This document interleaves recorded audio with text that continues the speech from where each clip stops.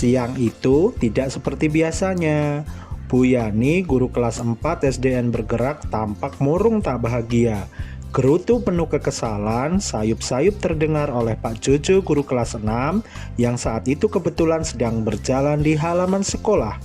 Ternyata Bu Yani sedikit kesal dengan anak didiknya, yang tidak menunjukkan perkembangan hasil belajar yang memuaskan.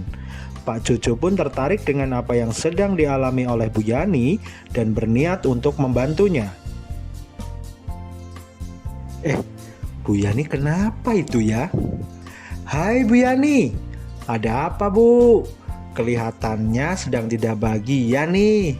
Dari tadi saya perhatikan wajahnya murung ya. Iya nih Pak Jojo, hatiku sedang galau merana. Gimana nggak kesel Pak? Anak-anak kelas 4 itu loh, udah diajarin berulang kali, masih aja nggak paham-paham.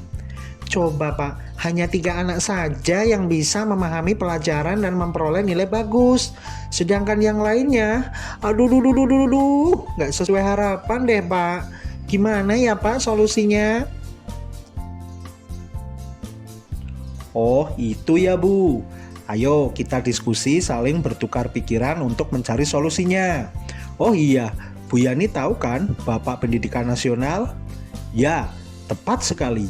Bapak Ki Hajar Dewantoro.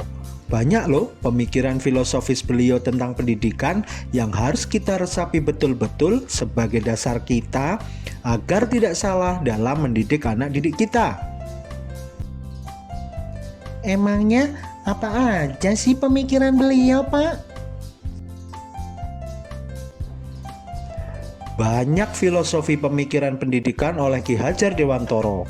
Di antaranya, seorang pendidik diibaratkan sebagai petani dan anak didik kita diibaratkan sebagai bibitnya. Petani harus merawat agar kelak berbuah. Namun, petani tidak mungkin dapat mengubah bibit mangga menjadi anggur. Karena itu merupakan kodrat alam yang harus diperhatikan dalam pendidikan, dan itu di luar kecakapan atau kehendak kita sebagai pendidik.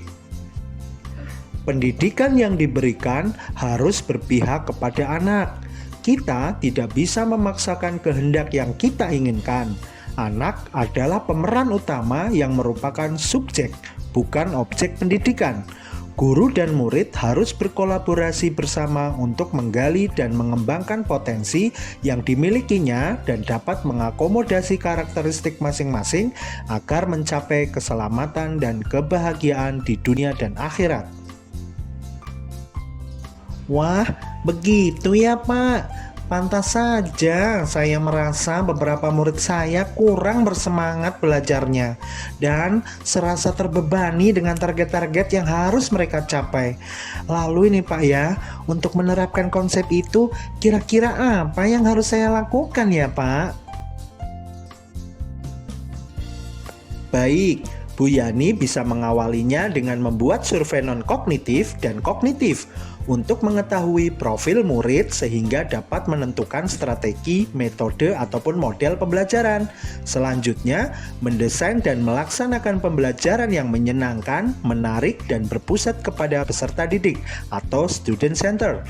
Ki Hajar Dewantoro juga menyebutkan bahwa pendidikan adalah taman bermain. Karena sejatinya kodrat anak itu bermain, maka bisa kita sisipkan metode permainan dalam pembelajaran sehingga siswa akan terlibat langsung dalam proses pembelajaran.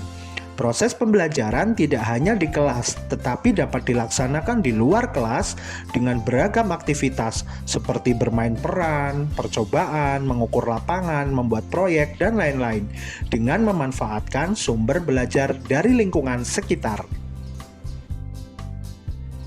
Wow, ternyata bagus sekali ya pemikiran Ki Hajar Dewantoro. Selama ini saya tidak tahu tentang hal itu. Namun, apa saya bisa ya Pak menerapkannya di kelas saya? Saya masih ragu Pak. Tentu saja pasti bisa. Segala hambatan dapat Ibu cari solusinya. Nah, Bu Yani bisa mulai melakukan pengembangan diri dengan cara mengikuti diklat untuk meningkatkan kompetensi, berbagi praktik baik bersama rekan sejawat melalui KKG, MKMP, dan lain-lain, serta jalin komunikasi dan libatkan orang tua atau wali murid dalam pembelajaran sebagai wujud trisentra pendidikan. Dengan itu semua, pengetahuan dan pengalaman ibu akan bertambah dan menjadi solusi untuk setiap permasalahan di kelas ibu.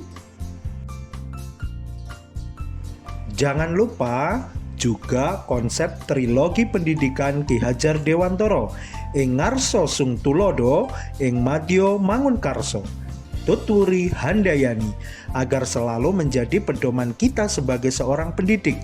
Berusaha memberikan teladan yang baik jika berada di depan, memberikan semangat ketika berada di tengah-tengah, dan memberikan dorongan ketika berada di belakang. Wah, terima kasih ya Pak. Diskusi ini bermanfaat sekali. Saya jadi tahu bagaimana konsep pendidikan kita seharusnya. Sekarang saya tidak sedih lagi. Dan setelah ini saya akan kembali lebih bersemangat dalam mendidik anak-anak didik saya. Terima kasih Pak Jojo. Konsep pemikiran pendidikan oleh Ki Hajar Dewantara antara lain, pendidikan itu adalah tuntunan agar anak menjadi bijaksana. Pendidikan hendaknya memerdekakan anak atau memberikan kebebasan anak dalam belajar. Pendidikan harus memahami kodrat anak, potensi, bakat, dan minat anak-anak. Pendidikan didasarkan pada kodrat alam dan kodrat zaman. Menghamba pada anak, memandang anak dengan rasa hormat dan pembelajaran yang berorientasi atau berpusat pada anak. Pendidikan adalah persemaian benih-benih kebudayaan yang menghasilkan budi pekerti. Pendidikan adalah taman bermain.